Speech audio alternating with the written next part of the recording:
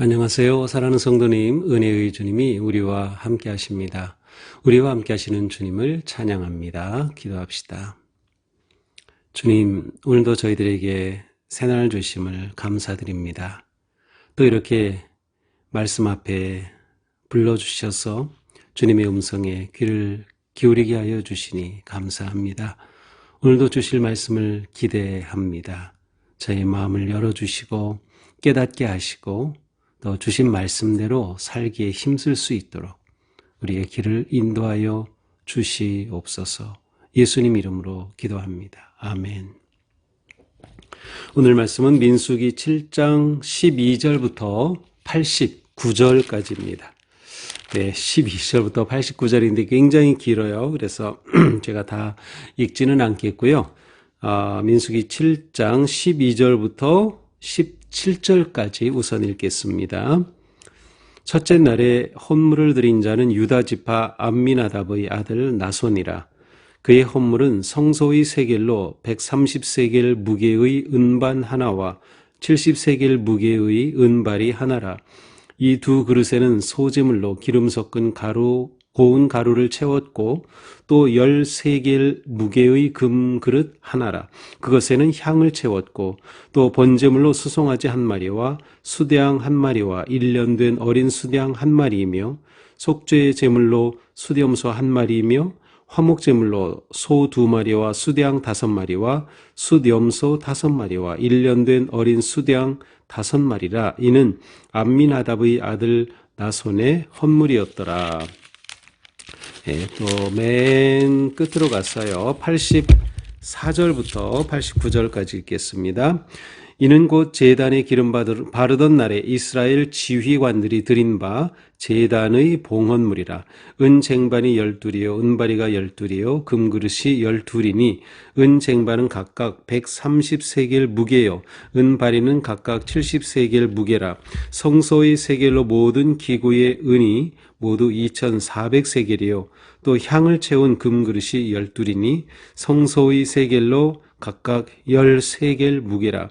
그 그릇의 금이 모두 120세겔이요 또 번제물로 수송아지와 12마리요 수대양이 12마리요 1년 된 어린 수대양이 12마리요 그 소제물이며 속죄 제물로 숫염소가 12마리이며 화목제물로 수소가 24마리요 수대양이 60마리요 수염소가 60마리요 1년 된 어린 수대양이 60마리라. 이는 제단에 기름 바른 후에 드린 바 제단의 봉헌물이었더라. 모세가 회막에 들어가서 여호와께 말하려 할 때에 증거궤 위 속죄소 위에 두 그룹 사이에서 자기에게 말씀하시는 목소리를 들었으니 여호와께서 그에게 말씀하심이었더라.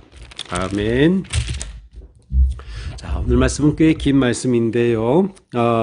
이제 어제 말씀에서는 이제 이스라엘 백성들이 이 광야 출정을 하기 전에 광야로 이제 들어가기 전에 지금 이스라엘 백성들은 시내산 아래 광야에 머물면서 하나님의 말씀을 받았고 주신 말씀대로 이제 성막을 만들었고 이제 성막에 기름을 바르는 그래서 이제 성막에 그걸 이제 이스라엘 백성들이 광야 움직이는 동안에 하나님을 만나고 또 제사를 드릴 수 있도록 준비해 놓았습니다. 그리고 이제 그 성막에서 일하기 위해 이제 필요한 그러한 수레가 드려졌고요. 또 이 수레를 움직이는데 필요한 이제 소 12마리가 이제 예물로 드려진 것을 우리가 보았습니다. 자, 오늘 말씀에서는 이제 이 성막에서 제사를 드려야 하죠. 그러면 이렇게 제사를 드릴 때 필요한 그러한 제물들이 있습니다. 그리고 거기에 필요한 기구들이 있어요. 그래서 이것들을 하나님께 헌물한 내용이 바로 이제 오늘이죠. 따라서 이제 오늘은 오늘의 본문은 제단의 봉헌물이라고 할 수 있습니다. 자, 그런데 제단의 봉헌물은 어제 본 것처럼 12지파가 각각 그 수레와 또 소를 이렇게 하나님께 그 레위 지파들이 성막의 일을 하기 위해서 드린 것처럼 오늘 본문에서도 12지파가 똑같이 각각 준비된 예물을 봉헌하는 것을 볼 수 있습니다. 자, 그러면 실제로 어떻게 이들이 이렇게 봉헌했는지 하는 것을 한번 보도록 하겠습니다. 자, 12절입니다. 첫째 날에 헌물을 드린 자는 유다 지파 암미나답의 아들 나손이라. 자, 하루에 한 지파씩이 헌물을 드립니다. 그래서 어제 11절에서도 보면은 여호와께서 모세에게 이르시기를 지휘관들은 하루 한 사람씩 제단의 봉헌물을 드릴지니라 하셨던 것처럼 이제 오늘 본문에서는 하루에 한 지파의 대표가 이렇게 예물을 드리죠. 자, 13절 그의 헌물은 성소의 세겔로 130세겔 무게의 은반 하나와 70세겔 무게의 은발이 하나라. 이 두 그릇에는 소재물로 기름 섞은 고운 가루를 채웠고 또 10세겔 무게의 금그릇 하나라. 그것에는 향을 채웠고 또 번제물로 수송아지 한 마리와 수양 한 마리와 1년 된 어린 수양 한 마리이며 속죄제물로 수염소 한 마리이며 화목제물로 소 2마리와 수양 5마리와 수염소 5마리와 1년 된 어린 수양 5마리라. 이는 암미나답의 아들 나손의 헌물이었더라. 자, 좀 지루한 감이 조금 들진 모르겠어요. 왜냐하면 이렇게 드려진 이 헌물의 이름 그리고 드려진 제물이 어떤 것들이었는가를 자세히 설명하고 있습니다. 자, 여기에 보면은 은쟁반 1개 그리고 은대접 은발이라고 되는데 대접 쟁반과 대접 각각 1개씩. 그 다음에 제사를 드릴 때 필요한 그러한 기구와 제물입니다. 자, 제사 드리는데 여기에 나온 순서를 보니까 소제물, 번제물, 속죄제물, 화목제물 이렇게 드리게 돼 있어요. 그죠? 우리가 레위기에서 봤을 때 또 중요한 제물이 있는데 그것은 속건 제물이에요. 그런데 여기서는 속건 제물이 빠져 있습니다. 이 속건 제물이 빠진 이유는 이제 속건제는 이제 인간 관계 속에서 누구에게 해를 끼쳤을 때, 손해를 끼쳤을 때 그것에 대한 문제를 해결하고 제사를 드릴 때 속건 제물을 드렸어요. 그러니까 피해를 끼친 것에 대한 것이기 때문에 이것은 아직 여기서 사용될 게 아니죠. 그래서 이 속건 제물은 빠져 있습니다. 자, 이렇게 각각의 제사를 드리는데 필요한 그러한 제물들을 먼저 드린 것입니다. 소제물을 위해서는 기름 섞은 고운 가루를 드렸죠. 그리고 그 제사를 드릴 용기로서 금그릇 1개, 10세겔 무게 나가는 금그릇 하나를 드렸어요.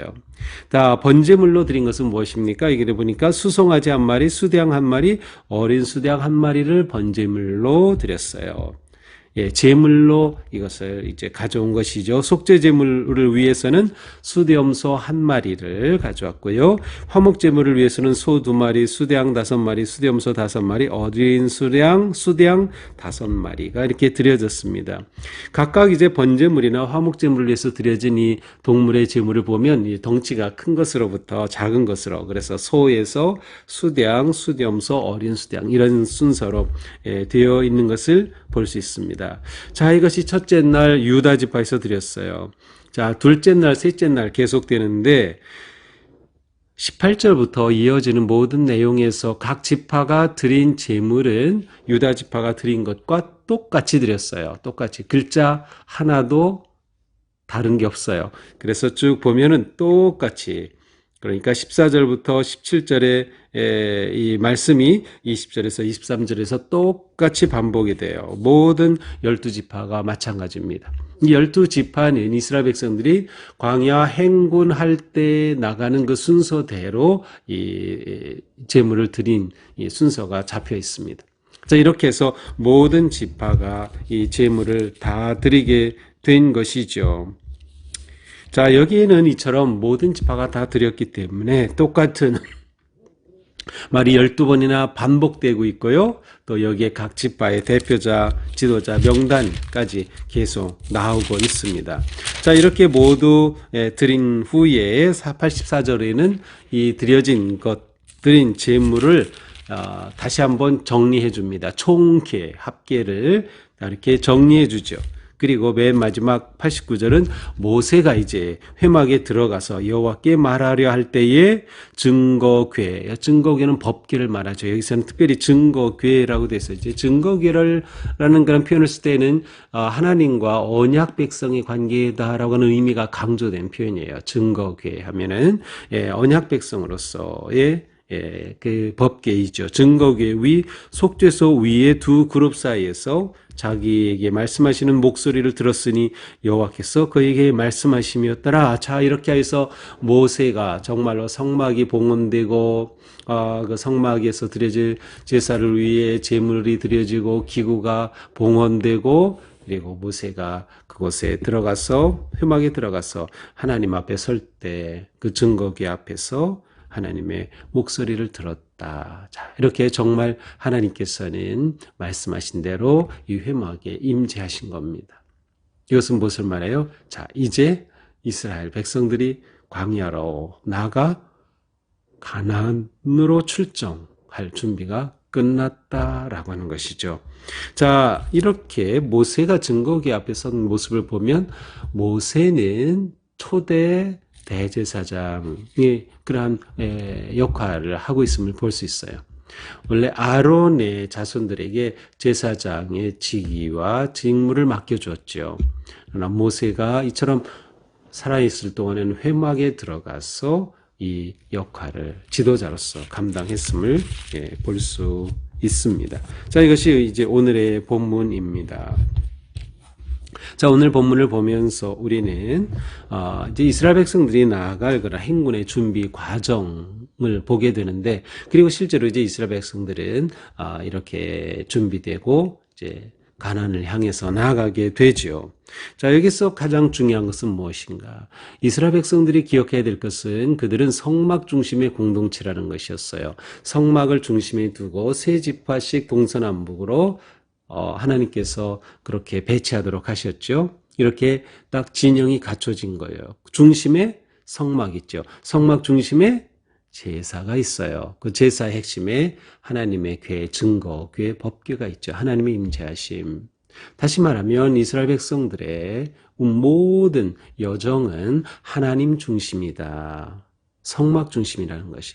이것은 곧 우리의 신앙의 삶이 어떠해야 하는가를 보여줍니다. 또한 우리의 교회가 어떠해야 하는 것을 보여주죠. 우리 교회는 하나님 중심이다. 교회 중심의 신앙생활을 하는 것이 얼마나 중요한가라는 것을 보여줍니다. 교회 중심이라고 하는 것은 곧 예배 공동체다라고 하는 것을 말해주고 있어요. 그러니까 우리는 예배 공동체로서 거룩하게 세워져야 하고, 또한 내 믿음의 모든 삶은 예배 중심으로 드려져야 한다라고 하는 것이죠. 그래서 교회는 또한 우리의 삶은 성막 중심, 예배 중심이다. 자, 여기서 우리는 또한 이렇게 모든 지파들이 똑같이 빠지지 않고 기꺼이 즐겁게 자발적으로 하나님께 예물을 드렸음을 볼 수 있습니다. 따라서 여기에 나오는 모든 명단과 이름은 순종과 헌신의 명단이에요. 순종과 헌신의 명단. 다른 말로 표현하면 기쁨의 명단입니다. 이렇게 모든 지파들이 똑같이 다 참여하였기 때문이죠. 자, 이들이 이렇게 똑같이 제물을 드릴 때 우리가 무엇을 드려야 할까 생각하지 않았겠어요? 그래서 그들이 우리가 제물을 위해서 이것을 이렇게 드려야겠다. 어떻게 드려야 될지 그들은 함께 생각하고 세심하게 생각했던 것이죠. 이것을 보면 그들은 풍성히 드렸음을 알 수 있어요. 부족함이 없었어요. 또한 필요에 따라서 드렸음을 알 수 있어요. 풍성하게 필요에 따라서 우리가 하나님 앞에 드림의 삶을 살아갈 때 바로 필요에 따라서 또한 넘치게 드리는 것이 우리의 신앙생활의 가장 중요한 모습입니다. 하나님 앞에 드릴 때 우리는 우리의 재능을 드리죠. 우리의 시간도 드리죠. 우리의 재물도 드리죠. 하나님 앞에 드릴 때 우리는 풍성하게 자발적으로 즐거이 드리는 것이에요. 그리고 필요에 따라서 해마다 우리는 새로운 사역들 또 새 사역을 위해서 헌신할 때 교회가 하나님께서 하나님의 일을 하기 위해 이러한 사역이 필요하구나, 이러한 분이 필요하구나, 그래서 우리에게 직분도 맡겨주시는 거고 또 우리에게 이런 사역을 맡겨주시는 거예요. 그래서 우리는 필요에 따라서 자발적으로 기쁨으로 헌신하는 것이죠. 또 우리의 헌금 생활도 마찬가지죠. 오늘 본문을 전체를 읽으면 굉장히 긴 그런 본문인데, 저는 이런 생각을 해봤어요. 우리 교회에서도 이제 어떤 예배 시간에는 이제 드려진 헌금자 명단을 쭉 이제 앞에서 읽을 때가 있어요. 근데 성도님들은 그 시간이 어떤지 모르겠어요. 근데 저는 목회자로서 그렇게 읽을 때 그 명단이 길면 길수록 더 기쁘고 감사한 마음이 넘쳐납니다. 지루한 명단이 아니에요. 오늘 본문이 바로 그런 거예요. 오늘 본문은 지루한 내용이 아니라 길기 때문에 우리가 앞부분하고 대표적인 부분만 보았지만, 이것은 반복되고 지루한 것이 아니라 하나님 앞에 기쁨으로 헌신으로 드린 그러한 놀라운 기쁨의 명단인 거죠. 그래서 우리는 내 이름이 하나님 앞에 이렇게 기쁘게 불려진다라고 하는 그런 생각을 하고, 그런 마음으로 하나님을 사랑하고 헌신할 때 우리의 믿음의 삶은 더 복된 삶이 될 것입니다. 또한 여기에는 모든 12지파가 빠짐없이 참여하였어요. 그렇습니다. 공동체, 교회는 사랑의 공동체이고, 사랑의 공동체는 협력을 통하여 세워져 갑니다. 한 마음이 되는 것이죠. 우리에게 주신 은사와 재물과 능력을 따라서 한 마음으로 협력하여 선을 이루어가는 것이죠. 우리는 무엇을 하든지 이렇게 협력할 줄 알아야 돼요. 동역할 줄 알아야 돼요.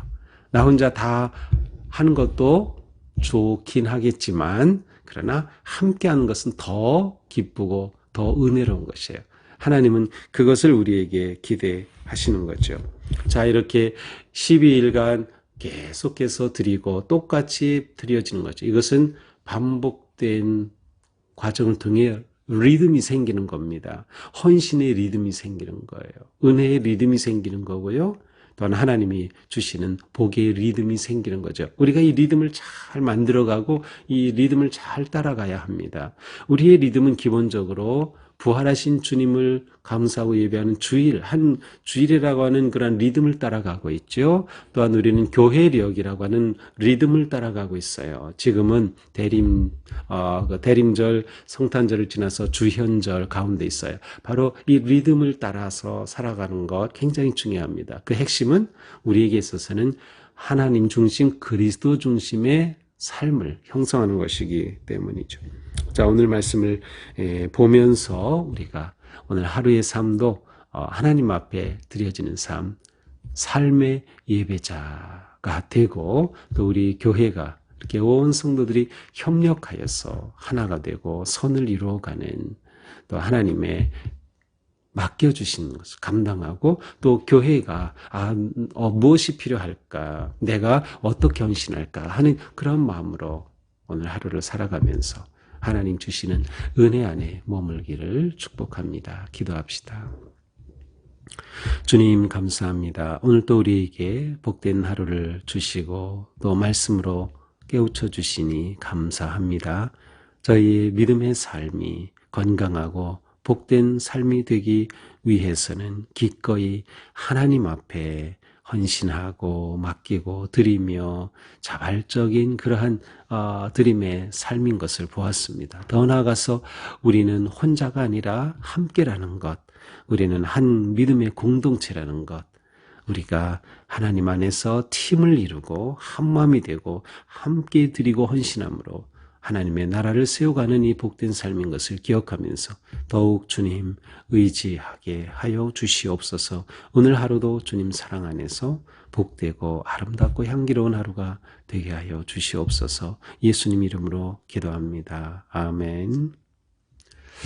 네, 오늘도 주님 은혜 안에서 우리 삶이 복되고 거룩하기를 축복합니다. 사랑합니다.